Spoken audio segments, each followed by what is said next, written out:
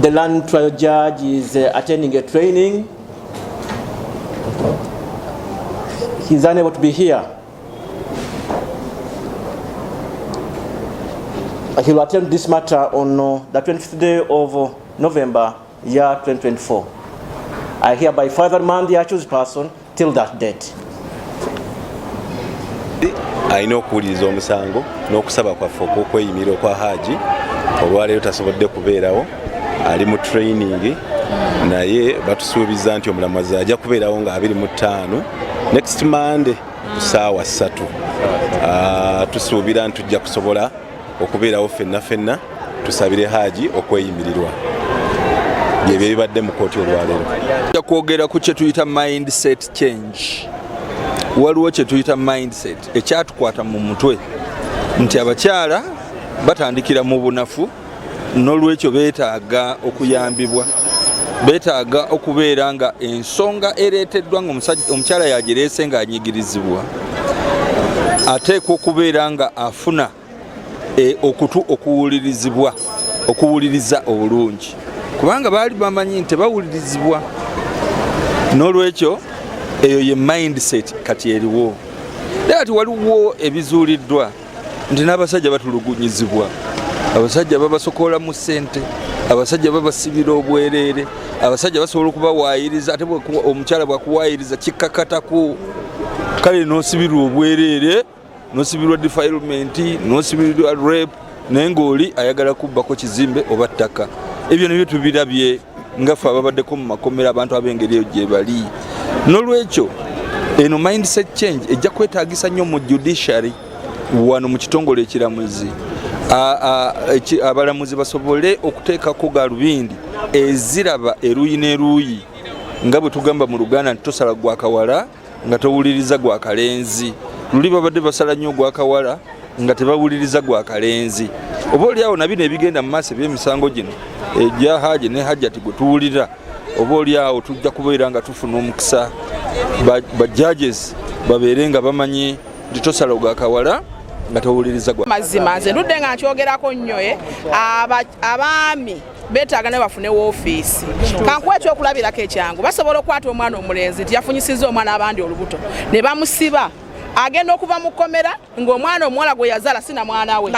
Abo bangi nga n'olusi bamuwasa wasadda nga bamuwasa n'omwana gwe yazaala gwe bamusibira nga n'omwana si wuwe. Kati bannaye obwenkanya mu butuufu bwetaagisa nnyo ebisinga mu madamu. Nebaza abantu bonna bana Uganda abali ebweru w'eggwanga n'abali mu Uganda abasobodde okubeerawo ku lwa AGR oba ku lwa kulaba nga tufuna obwenkanya n'amazima n'obwerufu eri abaana ab'obulenzi oba boy child. Olunaku lwa leero nebaza kooti kubanga omulamuzi tasobodde kubeerawo, naye kisinga byonna oba ekyessanyu nti tuweereddwa olunaku. Ekyo omuntu atakimanyi mu high court okubanga ofunye obufunyi date oba okufuna obufunyi olunaku kibeera kyekimu ku buwanguzi obusookerwako. Olunaku lwa Monday mbakubira omulanga mwenna okusobola okudda mu kooti okulaba nga tuwulira omusango gwa AGR nga tufuna obwenkanya oba nga tufuna beyiro nga kuba omulamuzi ajja kusobola okubeerawo. Omulamuzi tabaddeewo naye ekyo twebaza kyonna mu byonna maybe bantu tugambe nti until further notice kuba omulamuzi tabaddeewo naye olaba nti bafuddeyo kubanga batuwadde date ate nga eri kumpi nnyo lunaku lwa Monday ennaku z'omwezi 2 mu meka zebatuwadde n'olwekyo ndi musanyufu olwekyo era nkyebaliza Katonda nebaza baloya bonna basobodde okubeerawo nebaza bannayuganda bonna mbakubira omulanga mwenna bannayuganda okusobola okudda okubeerawo ku lunaku lwa Mande okulaba nga tufuna obwenkanya nga n'abasajja bafuna obwenkanya n'abaana baffe ab'obulenzi bafuna obwenkanya babulazazi baffe bafunye obwenkanya n'abo ababbiddwa n'abasibiddwa tetugenda kukoma ku ali twagala kusetinga coincidence eri government eri ebitongole byonna tukubira President Museveni omulanga tukubira Prime Minister omulanga ne Speaker Parliament kyekiseera okuteekawo ebibiina ebirwanira eddembe ly'abasajja kyekiseera okuteekawo Minister etwala abasajja kyekiseera okuteekawo eddembe lya Boy Child. Amanya Mpima Jamiru Senoga okuva mu kiwanuka ndi Mpima Advocates.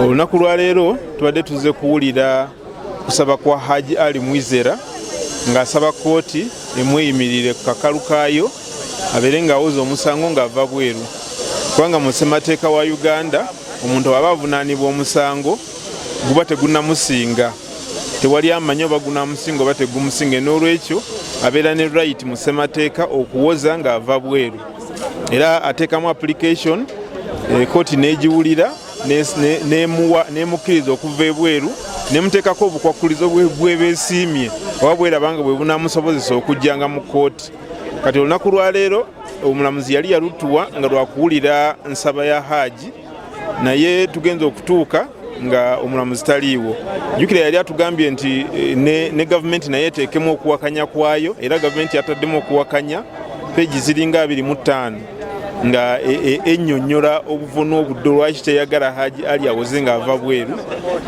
naffe twateekamu waffe nga tulaga ensonga lwaki alina kuva bweru ng'awoza omusango n'olwekyo omulamuzi leero abadde azze kulaba abantu abamweyimiridde abatunulire mu feesi ababuze ebibuuzo by'ayagala era amale asalewo oba amukkiriza okuva ebweru ng'awoza oba tuwa olunaku olulala lwa n'abasazewo ng'amaze okusoma mu mpapula zonna naye tugenza okutuuka mu kooti ng'omulamuzi batugamba agenze mu training taliiwo naye olw'okuba nti omusango abantu balaze nti bagwagala abantu babadde bangi mu kooti n'omulamuzi kimukutteko n'atuwa wiiki emu ku Mande nga 25 ebiseera ebisinga bateera kuwa mwezi naye olw'okuba nti alaze nti naye kimukutteko public eraze nti omusango egwagala nnyo atuwadde wiiki emu katusuubire ku Mande bwe tunajja tujja kumaliriza Haji ateebwa awoze ng'ava bweru sango saagala kubikkula bye tugenda kwogera mu kooti naye nga gavumenti etunuulidde nnyo